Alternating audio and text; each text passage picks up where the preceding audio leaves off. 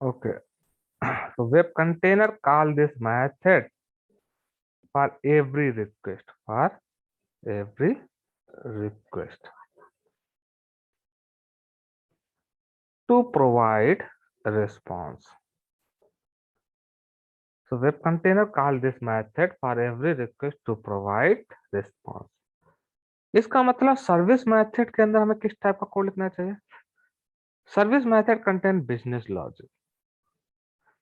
मतलब जब भी यूजर रिक्वेस्ट भेजेगा तो उस रिक्वेस्ट के करस्पॉन्डिंग हमें क्या रिस्पॉन्स रिटर्न करना है, वो जो लॉजिक है वो हमें कहाँ पे डिफाइन करना चाहिए? Inside service method.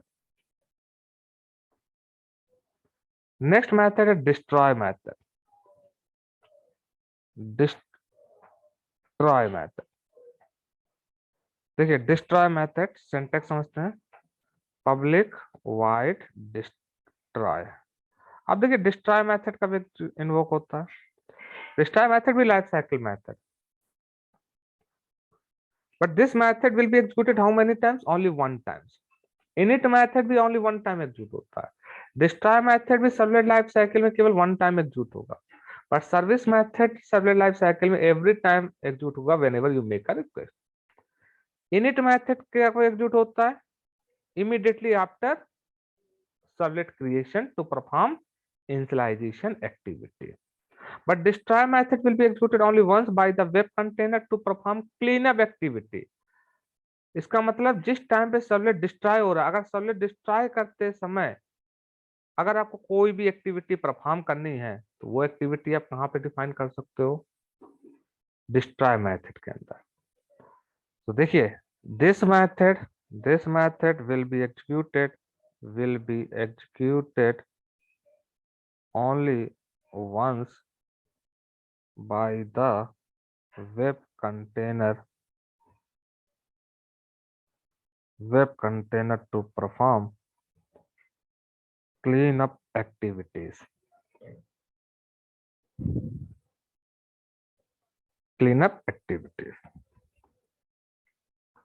So this method will be executed only once by the web container to perform cleanup activity।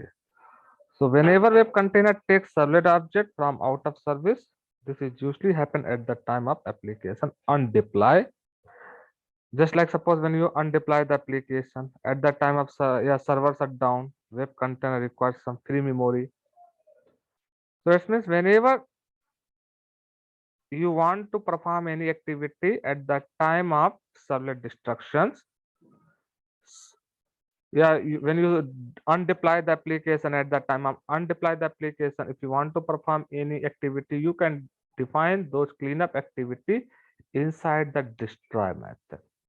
So these are three life cycle method: init, service and destroy। init, service and destroy are called life cycle method of servlet।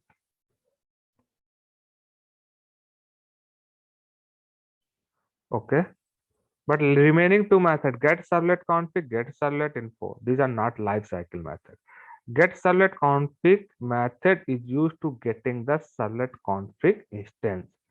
Okay, remaining two method is a next is a get servlet config। This is the method. This method was written public, it return instance servlet config instance, servlet config, get servlet config। So this method is a non-life cycle method। Okay, this method is used to get servlet config object। Mute yourself, Ravi, Ravi।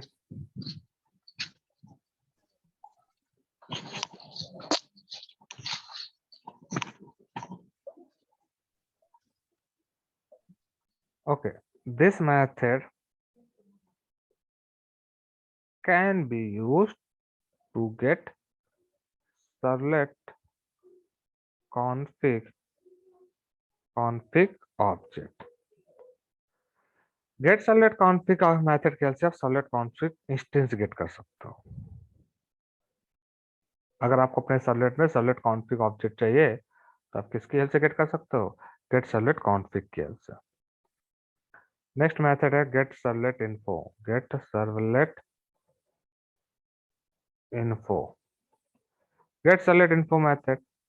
देखिए ये method क्या return करता है? ये method return करता है string value.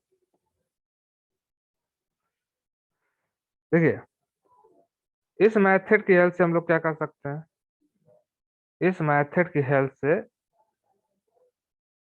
Servlet information gate कर सकते हैं। Gate servlet info. अगर आपको सर्वलेट के बारे में कोई इंफॉर्मेशन पता करनी है, जैसे सर्वलेट नेम क्या है, ऑथर नेम क्या है, वर्जन क्या है, कॉपीराइट इंफॉर्मेशन, तो इस मेथड की हेल्प से आप क्या कर सकते हो? गेट कर सकते हो। ये मेथड देखिए स्ट्रिंग वैल्यू रिटर्न करेगा। तो this method returns information about servlet, about servlet, like author, version, copyright information, such like information। तो देखिए ये आपके सर्वलेट इंटरफेस के मेथड हो गए। सर्वलेट इंटरफेस कितने मेथड कंटेन करता है? 5 method. init service destroy get servlet config get servlet info। first 3 these method is a life cycle method, remaining last 2 method is non life cycle method।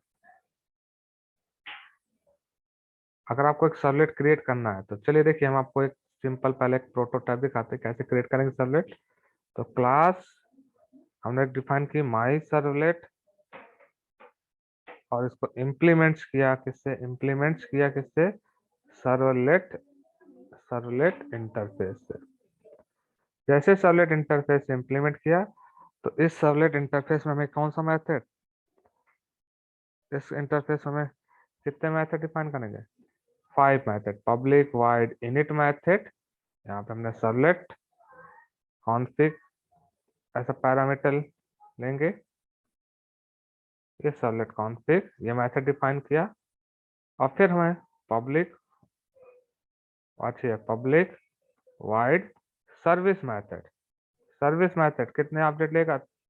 ऐसा parameter है, 2 object receive करता है, servlet request object और servlet response, servlet response. और yes ये method यहाँ पे हमने डिफाइन किया। फिर नेक्स्ट मेथड कौन है? Destroy method. So public wide destroy, destroy method, यहाँ पे आप अपना कोड जो भी चाहो वो लिख सकते हैं। फिर public servlet config, servlet config config gate servlet config, ये क्या रिटर्न करेगा? कॉन्फ़िग ऑब्जेक्ट रिटर्न करेगा, रिटर्न कॉन्फ़िग। अब देखिए हमने क्या करेंगे, देखिए सर्वलेट कॉन्फ़िग क्या है? सर्वलेट कॉन्फ़िग ऑब्जेक्ट कौन पास करता है? कंटेनर पास करता है। किसको? इनिट मेथड में ऐसा आर्गुमेंट। अब ये कॉन्फ़िग ऑब्जेक्ट अगर हमें यूज करना है तो इनसाइड इनिट मेथड यूज कर सकते हैं क्योंकि ये लोकल वेरिएबल हो जाएगा। ऐसा आर्गुमेंट रिसीव करेगा, ये क्या हो जाएगा? ऐसा लोकल। अगर विदना सर्वलेट कहीं पे यूज कर पाए तो क्या करना होगा? तो सबसे पहले हमें क्या वेरिएबल डिक्लेयर करें क्लास लेवल पे, सर्वलेट कॉन्फ़िग टाइप का, और जैसे इस वेरिएबल को इनसाइड इनिट मेथड इनिशियलाइज करेंगे, this dot config equal to config. अब जो भी ये इनिट मेथड ऐसा आर्गुमेंट रिसीव करेगा, इस आर्गुमेंट की हेल्प से हम इस सर्वलेट कॉन्फ़िग जो क्लास लेवल पे डिक्लेयर किया उसको इनिशियलाइज कर देंगे। अब आप विदिन अ क्लास इस सर्वलेट कॉन्फ़िग को यूज कर सकते हो। तो हमने यहाँ पे रिटर्न कर दिया कॉन्फ़िग ऑब्जेक्ट। नेक्स्ट मेथड आपको ओवरराइड करना पड़ेगा gate servlet info, gate servlet info method.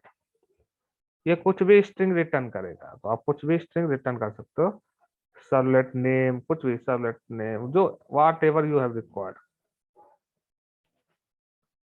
तो देखिए जैसे हमने सर्वलेट बनाया किसको इंप्लीमेंट करके? सर्वलेट इंटरफेस को इंप्लीमेंट करके। तो सर्वलेट क्लास में, अपनी क्लास में कितने मेथड इंप्लीमेंट करने पड़े? 5 मेथड इंप्लीमेंट करने पड़े। देखिए ये एक पहला तरीका है सर्वलेट बनाने का। आप कोई भी सर्वलेट बनाना है, आप सिंपल सर्वलेट बना सकते हो बाय इंप्लीमेंटिंग सर्वलेट इंटरफेस।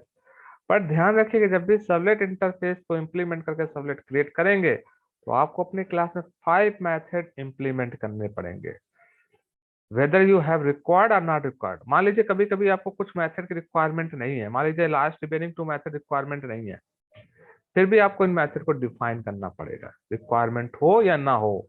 अगर आप सर्वलेट इंटरफेस को इंप्लीमेंट करके सर्वलेट क्रिएट कर रहे हैं तो आपको 5 के 5 मेथड अपनी क्लास में डिफाइन करने ही पड़ेंगे, चाहे रिक्वायरमेंट हो चाहे रिक्वायरमेंट ना हो।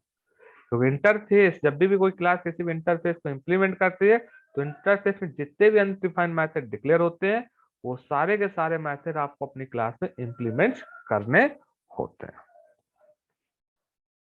तो ये पहला तरीका है सर्वलेट को क्रिएट करने का। क्लियर?